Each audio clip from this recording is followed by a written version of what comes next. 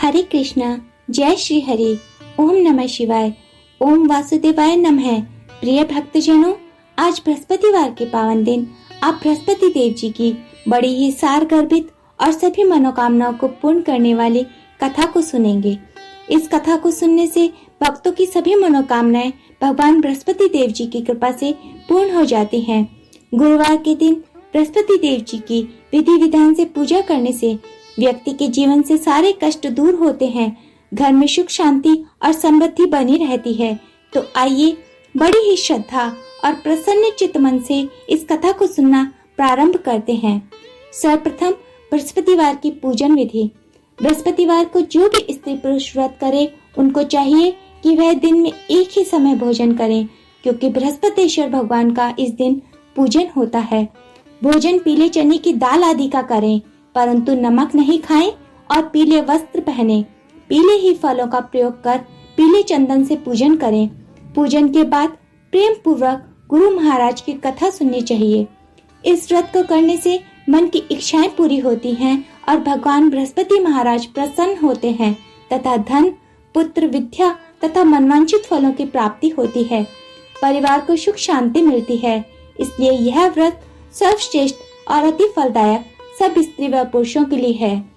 इस व्रत में केले का पूजन करना चाहिए। कथा और पूजन के समय तन, मन, क्रम, वचन से शुद्ध होकर जो इच्छा हो बृहस्पति देव की प्रार्थना करनी चाहिए। उनकी इच्छाओं को बृहस्पति देव अवश्य पूर्ण करते हैं, ऐसा मन में दृढ़ विश्वास रखना चाहिए। बोलो बृहस्पति भगवान की जय। भारतवर्ष में एक राजा राज्य करता था। वह बड़ा प्रतापी और दानी था। वह नित्य गरीबों और ब्राह्मणों की सहायता करता था। यह बात उसकी रानी को अच्छी नहीं लगती थी। वह न ही तो गरीबों को दान देती थी और न ही भगवान का पूजन करती थी, और राजा को भी दान देने से मना किया करती थी। एक दिन राजा शिकार खेलने वन को गए हुए थे तो रानी महल में अकेली थी। उसी समय बृहस्पति देव साधु के वेश में राजा के महल में भिक्षा के लिए गए और भिक्षा मांगी। रानी ने भिक्षा देने से इनकार किया और कहा, हे साधु महाराज, मैं तो दान पुण्य से तंग आ गई हूँ। मेरा पति सारा धन लुटाता रहता है। मेरी इच्छा है कि हमारा धन नष्ट हो जाए, फिर न रहेगा बांस और न बजेगी बांसुरी। साधु ने कहा, देवी तुम तो बड़ी अजीब हो।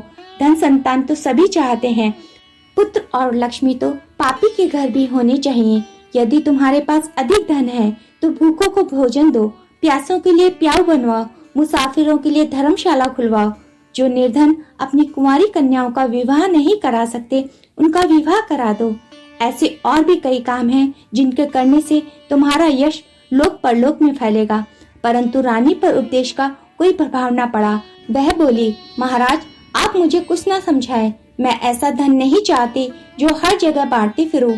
साधु ने उत्तर दिया, यदि तुम्हारी ऐसी इच्छा है तो तथास्तु। तुम ऐसा करना कि बृहस्पतिवार को घर लीपकर पीली मिट्टी से अपना सिर धोकर स्नान करना, भट्टी चढ़ाकर कपड़े धोना। ऐसा करने से आपका सारा धन नष्ट हो जाएगा। इतना कहकर वह साधु महाराज वहाँ से अंतर्ध्यान हो गए। जैसे वह साधु कहकर गया था, रानी ने वैसा ही किया। 6 बृहस्पतिवार ही बीते थे कि उनका समस्त धन नष्ट हो गया और भोजन के लिए दोनों तरसने लगे, सांसारिक भोगों से दुखी रहने लगे। तब वह राजा रानी से कहने लगा कि तुम यहाँ पर रहो, मैं दूसरे देश में जाऊँ, क्योंकि यहाँ पर मुझे सभी मनुष्य जानते हैं, इसलिए कोई कार्य भी नहीं कर सकता। देश चोरी परदेश भी बराबर है। ऐसा कहकर राजा परदेश चला गया। वह जंगल को जागता और लकड़ी काट कर लाता और शहर में बेचता। इस तरह जीवन व्यतीत करने लगा। एक दिन दुखी होकर जंगल में एक पेड़ के नीचे निश्चित रूप से आसन जमाकर बैठ गया। वह अपनी दशा को याद करके व्याकुल होने लगा। बृहस्पतिवार का दिन था। एकाएक उसने देखा कि निर्जन वन में एक साधु प्रकट हुआ। वह साधु वेश में स्वयं बृहस्पति देवता थे। लकड़हारे के सामने आकर बोले, हे लकड़हारे, इस सुनसान जंगल में तो चिंता मग्न क्यों बैठा है? लकड़हारे ने दोनों हाथ जोड़कर प्रणाम किया और उत्तर दिया, महात्मा जी आप सब कुछ जानते हैं, मैं क्या कहूँ। यह कहकर रोने लगा और साधु को आत्मकथा सुनाई। महात्मा जी ने कहा, तुम्हारी स्त्री ने बृहस्पतिवार के दिन वीर भगवान का निरादर किया है, जिसके कारण उन्होंने रुष्ट होकर तुम्हारी यह दशा कर दी है। अब तुम चिंता को दूर करके मेरे कहने पर चलो तो तुम्हारे सब कष्ट दूर हो जाएंगे और भगवान पहले से भी अधिक संपत्ति देंगे। तुम बृहस्पतिवार के दिन पाठ किया करो। 2 पैसे की चने मुनक्का मंगवाकर उसका प्रसाद बनाओ और शुद्ध जल के लोटे में शक्कर मिलाकर अमृत तैयार करो। कथा के पश्चात अपने सारे परिवार और सुनने वाले प्रेमियों में अमृत और प्रसाद बांटकर आप भी ग्रहण किया करो। ऐसा करने से भगवान तुम्हारी सब मनोकामनाएं पूरी करेंगे। साधु के ऐसे वचन सुनकर लकड़हारा बोला, हे प्रभु, मुझे लकड़ी बेचकर इतना पैसा नहीं मिलता जिससे भोजन करने के उपरांत कुछ बचा सकूं। मैंने रात्रि में अपनी स्त्री को व्याकुल देखा है। मेरे पास कुछ भी नहीं जिससे उसकी खबर मंगा सकूं। साधु ने कहा, हे लकड़हारे, तुम किसी बात की चिंता मत करो। बृहस्पतिवार के दिन तुम रोजाने की तरह लकड़ियां लेकर शहर को जाओ। तुमको रोज से दुगना धन प्राप्त होगा जिससे तुम भली भांति भोजन कर लोगे तथा बृहस्पति देव की पूजा का सामान भी आ जाएगा। इतना कहकर साधु अंतर्ध्यान हो गए। धीरे धीरे समय व्यतीत होने पर फिर वही बृहस्पतिवार का दिन आया। लकड़हारा जंगल से लकड़ी काटकर किसी भी शहर में बेचने गया। उसे उस दिन और दिन से अधिक पैसा मिला। राजा ने चना गुड़ आदि लाकर गुरुवार का व्रत किया। उस दिन से उसके सभी कलेश दूर हुए, परंतु जब दोबारा गुरुवार का दिन आया तो बृहस्पतिवार का व्रत करना भूल गया। इस कारण बृहस्पति भगवान नाराज हो गए। उस दिन से उस नगर के राजा ने विशाल यज्ञ का आयोजन किया तथा शहर में यह घोषणा करा दी कि कोई भी मनुष्य अपने घर भोजन न बनावे न आग जलावे। समस्त नागरिक मेरे यहाँ भोजन करने आए। इस आज्ञा को जो न मानेगा उसके लिए फांसी की सजा दी जाएगी। इस तरह की घोषणा संपूर्ण नगर में करवा दी गई। राजा की आज्ञा अनुसार शहर के सभी लोग भोजन करने गए, लेकिन लकड़हारा कुछ देर से पहुंचा, इसलिए राजा उसको अपने साथ अंदर लिवा ले गए और ले जाकर भोजन करा रहे थे तो रानी की दृष्टि उस खूंटी पर पड़ी जिस पर उसका हार लटका हुआ था। वह वहां पर दिखाई न दिया। रानी ने निश्चय किया कि मेरा हार इसी मनुष्य ने चुरा लिया है। उसी समय पुलिस को बुलाकर उसको जेल खाने में डलवा दिया। जब लकड़हारा जेल खाने में पड़ गया तो बहुत ही दुखी होकर विचार करने लगा कि न जाने कौन से पूर्व जन्म के कर्म से मेरे लिए दुख प्राप्त हुआ है, और उसी साधु को याद करने लगा जो कि जंगल में मिला था।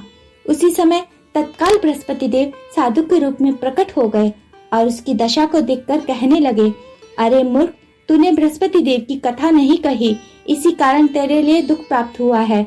अब चिंता मत कर। बृहस्पतिवार के दिन जेल खाने के दरवाजे पर 4 पैसा पड़े मिलेंगे। उनसे तू बृहस्पति देव की पूजा करना, तेरे सभी कष्ट दूर हो जाएंगे। बृहस्पतिवार के रोज उसे 4 पैसे मिले। लकड़हारे ने कथा कही। उसी रात्रि को बृहस्पति देव ने उस नगर के राजा को स्वप्न में कहा, हे राजा, तुमने जिस आदमी को जेल खाने में बंद कर दिया है वह निर्दोष है, वह राजा है, उसे छोड़ देना। रानी का हार उसी खूंटी पर लटका है। अगर तू ऐसा नहीं करेगा तो मैं तेरे राज्य को नष्ट कर दूंगा। इस तरह के रात्रि स्वप्न को देखकर राजा प्रातःकाल उठा और खूंटी पर हार लटका देखकर लकड़हारे को बुलाकर क्षमा मांगी तथा राजा को सुंदर वस्त्र आभूषण देकर विदा किया तथा गुरुदेव की आज्ञा अनुसार राजा अपने नगर को चल दिया। राजा जब अपने नगर के निकट पहुंचा तो उसे बड़ा आश्चर्य हुआ। नगर में पहले से अधिक बाग, तालाब, कुएं तथा बहुत सी मंदिर, धर्मशालाएं आदि बन गए हैं। राजा ने पूछा, यह किसका बाग और धर्मशाला है? तब नगर के सब लोग कहने लगे, यह सब रानी और बांदी के हैं। तो राजा को आश्चर्य हुआ और गुस्सा भी आया। जब रानी ने यह खबर सुनी कि राजा आ रहे हैं तो उसने बांदी से कहा, हे दासी, देख राजा हमको कितनी बुरी हालत में छोड़कर गए थे। वे हमारी ऐसी माली हालत देखकर लौट न जाएं, इसलिए तू दरवाजे पर खड़ी हो जा। आज्ञा अनुसार दासी दरवाजे पर खड़ी हो गई और जब राजा आए तूने अपने साथ अंदर लिवा लाई। तब राजा ने क्रोध करके अपनी तलवार निकाली और रानी से पूछने लगे कि यह धन तुम्हें कैसे प्राप्त हुआ है। तब रानी ने कहा कि हमें यह सब धन बृहस्पति देव जी के इस व्रत के प्रभाव से प्राप्त हुआ है। तब राजा ने निश्चय किया कि 7 रोज बाद तो सभी बृहस्पति देव का पूजन करते हैं, परंतु मैं रोजाना दिन में 3 बार कहानी कहा करूंगा तथा रोज व्रत किया करूंगा। अब हर समय राजा के दुपट्टे में चने की दाल बंधी रहती तथा दिन में 3 बार कहानी कहता। एक रोज राजा ने विचार किया कि चलो अपनी बहन के यहाँ हो आवे। इस तरह निश्चय कर राजा घोड़े पर सवार हो अपनी बहन के यहाँ को चलने लगा। मार्ग में उसने देखा कि कुछ आदमी एक मुर्दे को लिए जा रहे हैं। उन्हें रोककर राजा कहने लगा, अरे भाइयों, मेरी बृहस्पतिवार की कथा सुन लो। वे बोले, लो हमारा तो आदमी मर गया, इसको अपनी कथा की पड़ी है। परंतु कुछ आदमी बोले, अच्छा कहो, हम तुम्हारी कथा भी सुनेंगे। राजा ने दाल निकाली और जब कथा आदि हुई तो वह मुर्दा हिलने लगा, और जब कथा समाप्त हुई तो वह मनुष्य राम राम करके खड़ा हो गया। आगे मार्ग में उसे एक किसान खेत में हल चलाता मिला। राजा ने उसे देखा और उससे बोला, अरे भैया, तुम मेरी बृहस्पतिवार की कथा सुन लो। किसान बोला, जब तक मैं तेरी कथा सुनूंगा तब तक 4 हरैया जोत लूंगा, जा अपनी कथा किसी और को सुनाना। इस तरह राजा आगे चलने लगा। राजा के हटते ही बैल पछाड़ खाकर गिर गए तथा उसके पेट में बड़ी जोर का दर्द होने लगा। उस समय उसकी माँ रोटी लेकर आई। उसने जब यह देखा तो अपने पुत्र से सब हाल पूछा और बेटे ने सभी हाल कह दिया। तो बुढ़िया दौड़ी दौड़ी उस घुड़सवार के पास गई और उससे बोली, मैं तेरी कथा सुनूंगी, तू अपनी कथा मेरे खेत पर चलकर ही कहना। राजा ने बुढ़िया के खेत पर जाकर कथा कही, जिसको सुनते ही वह बैल खड़े हुए और किसान के पेट का दर्द बंद हो गया। राजा अपनी बहन के घर पहुंचा। बहन ने भाई की खूब मेहमानी की। दूसरे रोज राजा प्रातःकाल जगा तो वह देखने लगा कि सब लोग भोजन कर रहे हैं। राजा ने अपनी बहन से कहा कि ऐसा कोई मनुष्य है जिसने भोजन न किया हो, मेरी बृहस्पतिवार की कथा सुन ले। बहन बोली, हे भैया, यह देश ऐसा ही है, पहले यहाँ लोग भोजन करते हैं, बाद में कोई अन्य कार्य करते हैं। अगर कोई पड़ोस में हो तो देख आऊं। वह ऐसा कहकर देखने चली गई, परंतु उसे ऐसा कोई व्यक्ति नहीं मिला जिसने भोजन न किया हो। अतः वह एक कुम्हार के घर गई जिसका लड़का बीमार था। उसे मालूम हुआ कि उनके यहाँ 3 रोज से किसी ने भोजन नहीं किया है। रानी ने अपने भाई की कथा सुनने के लिए कुम्हार से कहा। वह तैयार हो गया। राजा ने कुम्हार के घर जाकर कथा कही, जिसको सुनकर उसका लड़का ठीक हो गया। अब तो राजा की प्रशंसा होने लगी। एक रोज राजा ने अपनी बहन से कहा, हे बहन, अब हम अपने घर को जाएंगे, तुम भी तैयार हो जाओ। राजा की बहन ने अपनी सास से कहा। सास ने कहा, हाँ चली जा, परंतु अपने लड़कों को मत ले जाना, क्योंकि तेरे भाई की कोई औलाद नहीं होती। बहन ने अपने भैया से कहा, हे भैया, मैं तो चलूंगी, लेकिन कोई बालक नहीं जाएगा। राजा बोला, जब कोई बालक ही नहीं चलेगा तब तुम ही क्या करोगी। बड़े दुखी मन से राजा अपने नगर को लौट आया। राजा ने अपनी रानी से कहा, हम निरंशी राजा हैं, हमारा मुंह देखने का धर्म नहीं है और कुछ भोजन आदि नहीं किया। रानी बोली, हे प्रभु, बृहस्पति देव ने हमें सब कुछ दिया है, हमें औलाद भी अवश्य ही देंगे। उसी रात्रि को बृहस्पति देव ने राजा से सपने में कहा, हे राजा, उठ, सभी सोच को त्याग दे, तेरी रानी गर्भ से है। राजा को यह बात सुनकर बड़ी खुशी हुई। 9वें महीने में रानी के गर्भ से एक सुंदर पुत्र पैदा हुआ। तब राजा बोला, हे रानी, स्त्री बिना भोजन के रह सकती है, बिना कहे नहीं रह सकती। जब मेरी बहन आवे तब तुम मुझसे कुछ मत कहना। रानी ने सुनकर हाँ कह दी। जब राजा की बहन ने यह शुभ समाचार सुना तो वह बहुत खुश हुई और बधाई लेकर अपने भाई के यहाँ आई। तभी रानी ने कहा, घोड़ा चढ़कर तो नहीं आई, गधा चढ़ी आई। राजा की बहन बोली, भाभी, मैं इस प्रकार न कहती तो तुम्हें औलाद कैसे मिलती। बृहस्पति देव ऐसे ही हैं, जैसे जिसके मन में कामनाएं हैं सभी को पूर्ण करते हैं। जो सद्भावना पूर्वक बृहस्पतिवार का व्रत करता है एवं कथा पढ़ता है अथवा सुनता है और दूसरों को सुनाता है, बृहस्पति देव उसकी सभी मनोकामनाएं पूर्ण करते हैं। भगवान बृहस्पति देव उनकी सदैव रक्षा करते हैं। संसार में सद्भावना से भगवान जी का पूजन व्रत सच्चे हृदय से करते हैं तो उनकी सभी मनोकामनाएं पूर्ण होती हैं। जैसे सच्ची भावना से रानी और राजा ने उनकी कथा का गुणगान किया तो उनकी सभी इच्छाएं बृहस्पति देव जी ने पूर्ण की थी। इसलिए पूर्ण कथा सुनने के बाद प्रसाद लेकर जाना चाहिए। हृदय से उनका मनन करते हुए जयकारा बोलना चाहिए। बोलो बृहस्पति भगवान की जय। प्राचीन काल में एक ब्राह्मण था। वह बहुत निर्धन था। उसकी कोई भी संतान नहीं थी। उसकी स्त्री बहुत मलिनता के साथ रहती थी। वह स्नान न करती, किसी देवता का पूजन न करती। इससे ब्राह्मण देवता बड़े दुखी थे। बेचारे बहुत कुछ कहते थे, किंतु उसका कुछ परिणाम न निकला। भगवान की कृपा से ब्राह्मण की स्त्री के कन्या रूपी रत्न पैदा हुई। कन्या बड़ी होने पर प्रातः स्नान करके विष्णु भगवान का पूजन करने लगी। वह बृहस्पतिवार को व्रत करने लगी। अपने पूजन पाठ को समाप्त करके विद्यालय जाती तो अपनी मुट्ठी में जौ भर कर ले जाती और पाठशाला के मार्ग में डालती जाती। तब ये जौ स्वर्ण के हो जाते। लौटते समय उनको बीनकर घर ले आती थी। एक दिन वह बालिका सूप में उन सोने के जौ को फटक कर साफ कर रही थी कि उसके पिता ने देख लिया और कहा, हे बेटी, सोने के जौ को फटकने के लिए सोने का सूप होना चाहिए। दूसरे दिन गुरुवार था, इस कन्या ने व्रत रखा और बृहस्पति देव से प्रार्थना करके कहा, हे प्रभु, मैंने आपकी पूजा सच्चे मन से की हो तो मेरे लिए सोने का सूप दे दो। बृहस्पति देव ने उसकी प्रार्थना स्वीकार कर ली। रोजाना की तरह वह कन्या जौ फैलाती हुई जाने लगी। जब लौटकर जौ बीन रही थी तो बृहस्पति देव की कृपा से सोने का सूप मिला। उसे वह घर ले आई और उसमें जौ साफ करने लगी, परंतु उसकी माँ का वही ढंग रहा। एक दिन की बात है कि वह कन्या सोने के सूप में जौ साफ कर रही थी। उस समय उस शहर का राजपुत्र वहाँ से होकर निकला।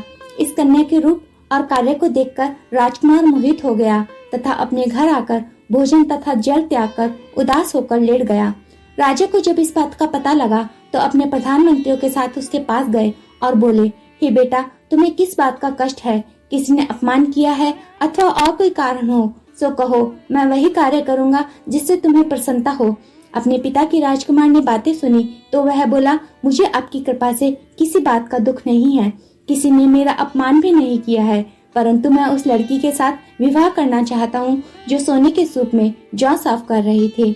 यह सुनकर राजा आश्चर्य में पड़ गया और बोला, हे बेटा, इस तरह की कन्या का पता तुम्हें लगाओ, मैं उसके साथ तुम्हारा विवाह अवश्य ही करवा दूंगा। राजकुमार ने उस लड़की के घर का पता बतलाया। तब मंत्री उस लड़की के घर गए और ब्राह्मण देवता को सभी हाल बतला दिया। ब्राह्मण देवता राजकुमार के साथ अपनी कन्या का विवाह करने के लिए तैयार हो गए तथा विधि विधान के अनुसार ब्राह्मण की कन्या का विवाह राजकुमार के साथ संपन्न हो गया। कन्या के घर से जाते ही पहले की भांति उस ब्राह्मण देवता के घर में गरीबी का निवास हो गया। अब भोजन के लिए अन्न बड़ी मुश्किल से मिलता था। एक दिन दुखी होकर ब्राह्मण देवता अपनी पुत्री के पास गए। बेटी ने पिता की दुखी अवस्था को देखा और अपनी माँ का हाल पूछा। तब ब्राह्मण देवता ने सभी हाल कहा। कन्या ने बहुत सा धन देकर अपने पिता को विदा कर दिया।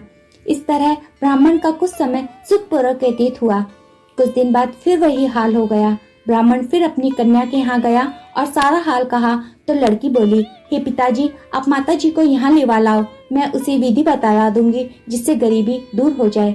वह ब्राह्मण देवता अपनी स्त्री को साथ लेकर पहुँचे तो पुत्री अपनी माँ को समझाने लगी, हे माँ, तुम प्रातःकाल प्रथम स्नान आदि करके विष्णु भगवान का पूजन करो तो सब दरिद्रता दूर हो जाएगी। परंतु उसकी माँ ने एक भी बात नहीं मानी और प्रातःकाल उठकर अपनी पुत्री के बच्चे की झूठन को खा लिया। इससे उसकी पुत्री को भी बहुत ही अधिक क्रोध आया और एक रात कोठरी से सभी सामान निकालकर अपनी माँ को उसने बंद कर दिया और प्रातःकाल उसमें से निकालकर स्नान आदि कराकर पाठ करवाया तो उसकी माँ की बुद्धि भी ठीक हो गई और फिर प्रत्येक बृहस्पतिवार को व्रत रखने लगी। इस व्रत के प्रभाव से उसकी माता तथा पिता धनवान और पुत्रवान हो गए और बृहस्पति देव जी के व्रत के प्रभाव से इस लोक के सुख भोगकर मरने पर स्वर्ग को प्राप्त हुए। बोलो बृहस्पति देव की जय, विष्णु भगवान की जय।